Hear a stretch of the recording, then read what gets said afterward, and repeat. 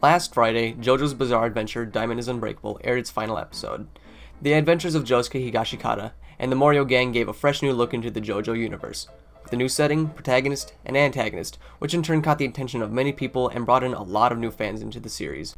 It was worth it to wait a whole week to watch the newest episode, but it didn't really occur to me that Part 4 was going to end until it actually did. But damn, it really did feel like a summer passed by. I didn't have a care in the world when it was airing. All it took was the final episode for me to realize just what it was worth. As one of the most beloved parts amongst fans, I'd like to give my thoughts on the Part 4 anime and what I loved about it. I should probably start off with a big reason why people love Part 4 as much as they do: the eccentric and bizarre cast.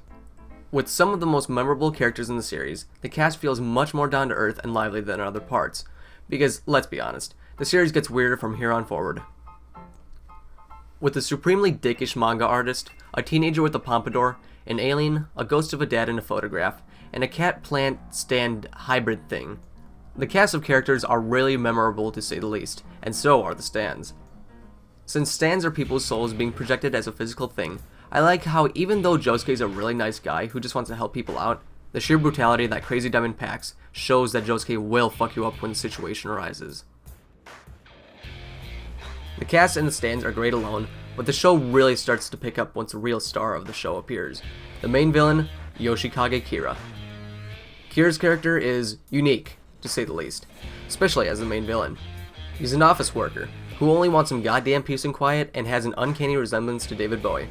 Not only that, but he also has a hand fetish, and is a serial killer stand user. The irony that I love with Killer Queen and Kira is how, even though the Kira wants a very quiet life, the way that he kills is by exploding people, completely the opposite of what he wants. Kira makes a great foil to Josuke's character, what with her stance and all.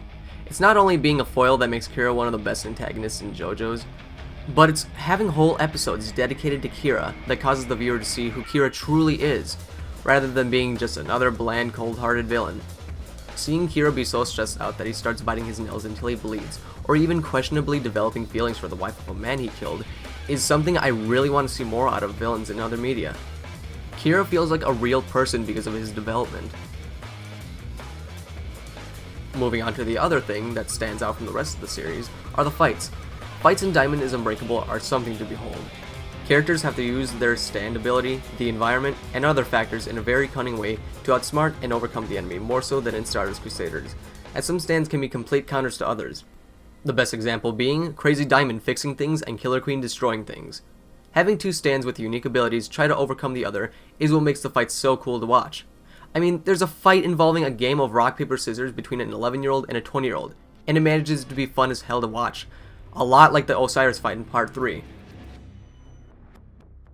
A lot of stand fights are complemented greatly with the sound design, and don't get me started on the sound design. Holy shit, are the sound effects amazing. I'm sure everybody can agree Crazy Diamond planting his fist onto Rohan's face felt that much more satisfying thanks to it. Heaven's door! Kattana. Now, whether it be the sound of bones breaking or Killer Queen's violent explosions, the sound effects were believable and used so well it stood out more than anything else for me and probably became my favorite thing about the Part 4 anime. Josuke's theme song playing right before he beats the shit out of a character is hard not to get excited over. Reading a character in a manga outsmarting an enemy in a fight is extremely rewarding to see, but it's something entirely different when the right music and sound effects are accompanying alongside the fight. Seeing the gang living their life after the ironic accident of Kira felt completely natural, especially the ending sequence. With Hazamada and Tamami bickering with each other, Yuya, Okuyasu, and Stray Cat all at Tonio's restaurant, the ending sequence really felt like a community was made, with all of these people coming together thanks to them being stand users. And to be honest, it's that sense of community and the characters that make me love Diamond is Unbreakable as a whole.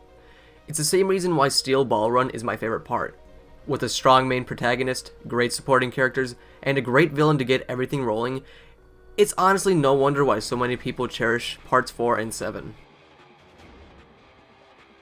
Diamond is Unbreakable was a ride from beginning to end, and as it came to an end, it was one of the most memorable rides I've been on.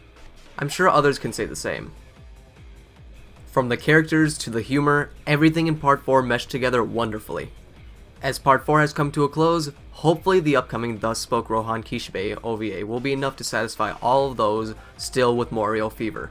And I really do hope that they make a Dead Man's Questions OVA as well, for all the Kira fans out there. But for now, the only thing to do is wait until the inevitable announcement of the Part 5 anime. And don't kid yourself, it is gonna happen.